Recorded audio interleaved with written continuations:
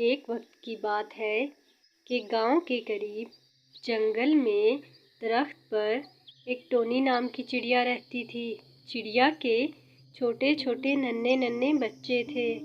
چڑیا ہر روز گاؤں میں اپنے بچوں کے لیے کھانا لینے جاتی اور جیسے ہی کھانا اسے مل جاتا وہ واپس آ جاتی۔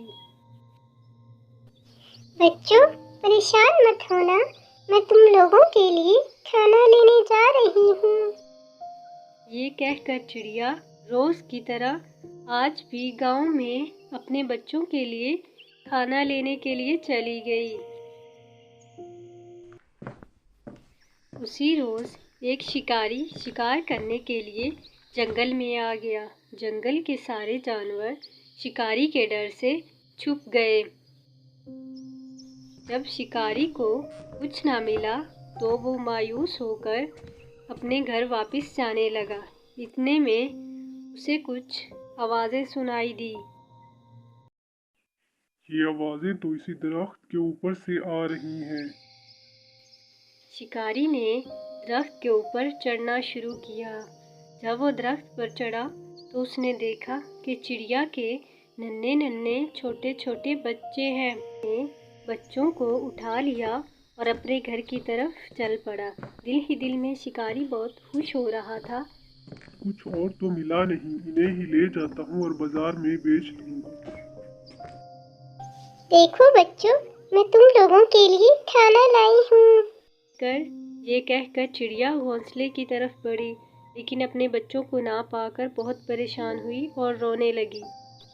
پتہ نہیں میرے بچے کہاں چلے گئے، وہ کس حال میں ہوں گے۔ چڑیا نے جنگل کے جانوروں کو بلایا۔ کوئی ہے جس نے میرے بچوں کو دیکھا کہ وہ کہاں گئے؟ جنگل میں آج شکاری آیا تھا، ہم سب تو ڈر کر چھپ گئے تھے، وہی تمہارے بچوں کو لے گیا ہے۔ پریشان مت ہونا، ہم تمہاری مدد کریں گے۔ ادھر شکاری جب گھر پہنچا تو دیکھا کہ بچے تو بہت چھوٹے ہیں۔ یہ بچے تو ابھی بہت چھوٹے ہیں، کچھ دن ان کو دانا کھلاتا ہوں، پھر بازار میں جا کر بیچ دوں گا، اچھے پیسے ملیں گے۔ شکاری نے بچوں کو دانا ڈالا اور روز کی طرح شکار کرنے جنگل کی طرف چل پڑا۔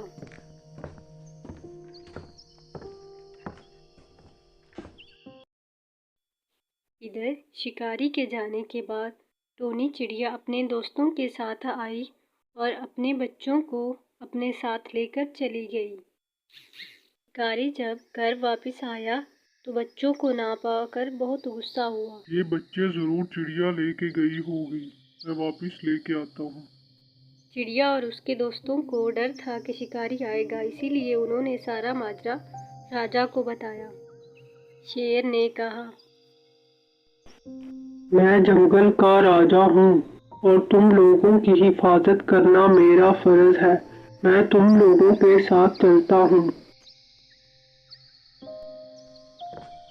ادھر جب شکاری چڑیا کے بچے واپس لینے کے لیے جنگل میں آیا تو اس نے دیکھا کہ ایک بڑا سا شیر اس کا راستہ روک کے کھڑا تھا۔